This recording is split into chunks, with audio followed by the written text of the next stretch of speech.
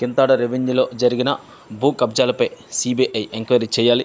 వివరాల్లోకి వెళ్తే అనకాపల్లి జిల్లా కే కోటపాడు మండలంలోని కింతాడ రెవెన్యూ పరిధిలో జరిగిన భూ కబ్జాలపై సిబిఐ ఎంక్వైరీ చేయాలని బాధిత కుటుంబాలు డిమాండ్ చేశాయి.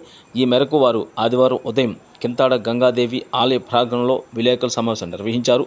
భూములు కబ్జా చేసి బ్యాంకుల నుండి రుణాలు పొందిన కింతాడ మాజీ సర్పంచ్ బండారు నరసింహనాయుడు, వంశీ, అరుణ మల్లునాయుడు, అర్జునమ్మలతో పాటు అందుకు సహకరించిన రెవెన్యూ బ్యాంకు అధికారులపై కూడా చట్టపరమైన కఠినమైన చర్యలు తీసుకోవాలని వారు డిమాండ్ చేశారు.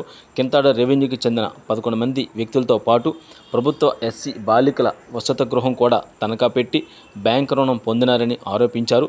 సర్వే నెంబర్ 68/1లో 20 సెంట్లు భూమిని కోఆపరేటివ్ బ్యాంకులు తనఖా పెట్టి 1,13,00,000 రుణం పొందారని ఆరోపించారు.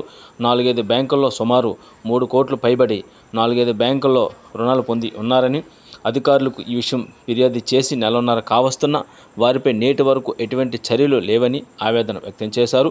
బండారు నరసింహనాయుడు వారి మనుషుల నుండి 11 మంది బాధిత కుటుంబాలకు రక్షణ కల్పించాలని వారు ప్రభుత్వాన్ని కోరారు.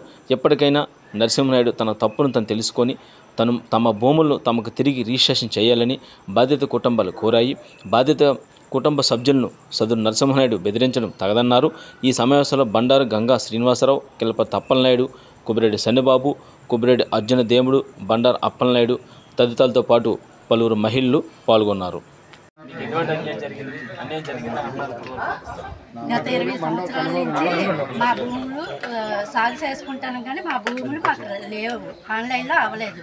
అదొకటి మా ఇల్లు దగ్గర కూడా లోన్లు తెచ్చేసి ఉన్నాయి ఆల్రెడీ.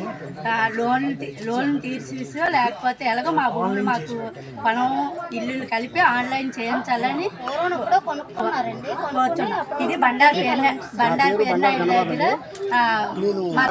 మా మామగారు కొన్ని తర్వాత 5 కొడుకులకి ఇచ్చారు కాబట్టి ఇది మాకు లోన్ చూపిస్తుంది. ఇప్పుడు వరకు మేము చూసుకోలేదు, 15 సంవత్సరాల నుంచి మీదే ఉన్నాం. ఇప్పుడు మా పరిస్థితి ఏంటనేసి ప్రభుత్వం రాజకీయ నాయకులు మరి స్పందించాలని కోరుతున్నాం.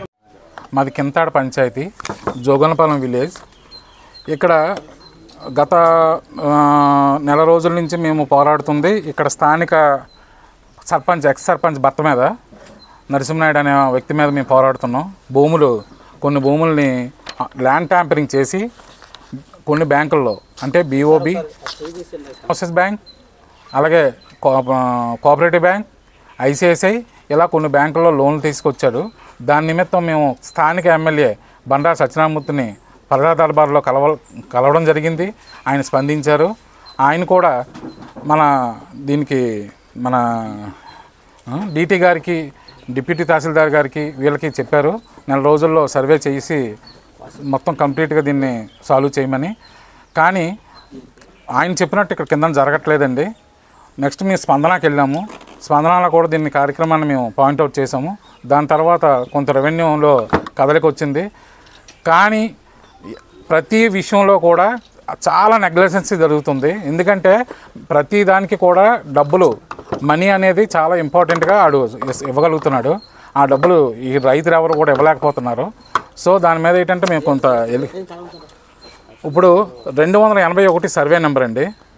సర్వే నెంబర్లో 5 ఇళ్ళు ఉన్నాయండి. 20 సెంట్లు BOB బ్యాంకులో తాకట్టు పెట్టాడండి. బండారు నరసింహనాయుడు ఎక్స్ సర్పంచ్ భర్త అండి, బండారు అరుణకుమారి భర్త. ఇది 20 సెంట్లు పెట్టాడండి. 20 సెంట్లలో గత 40 సంవత్సరాల నుంచి 5 ఇళ్ళు ఉన్నాయండి. 5 ఇల్లులు, ట్యాక్స్, హౌస్ ట్యాక్స్ ఉంది మా దగ్గర, కరెంటు బిల్లులు ఉన్నాయి. అది ల్యాండ్ ఎవరి దగ్గర కొన్నా కూడా మా దగ్గర డాక్యుమెంట్స్ ఉన్నాయి, మీకు ఇస్తామండి. అది కూడా దీన్ని మేము బ్యాంకుకి వెళ్ళి అడగా వాళ్ళు ఏమంటున్నారంటే మాకు సర్వే నెంబర్ ఒకటి చెప్పాడండి, ఇల్లు చూపించాడు మాకంటే ఆ ఇల్లు చూసాం. ఆరోపణలు చేస్తున్నావో, ఏదైతే నువ్వు ఆరోపణలు చేస్తున్నావో ఎదుటి వ్యక్తుల మీద, ఆ ఆరోపణలన్నీ కూడా తప్పు అనే విషయం తేట తెల్లమైంది.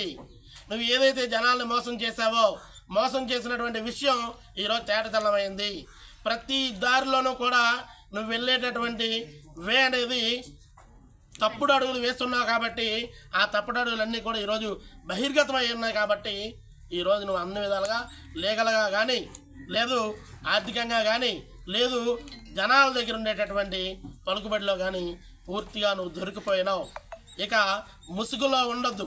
నువ్వు చేసిన తప్పు నువ్వు ఒప్పుకొని ఫోర్త్ ఎస్టేట్ ముందు తల వంచి మిగతా వాళ్ళందరికీ భూములు రిజిస్ట్రేషన్ చేస్తానని నువ్వు ముందుకు వచ్చిన తర్వాతే ఏదైనా సరే ప్రజలను క్షమించి నీతో ముందుకు వెళ్ళేటటువంటి పరిస్థితి చేస్తారు తప్ప ఇంకా రెండో పని ఉండదని చెప్పేసి నేను మీకు తెలియజేస్తా ఉన్నాను.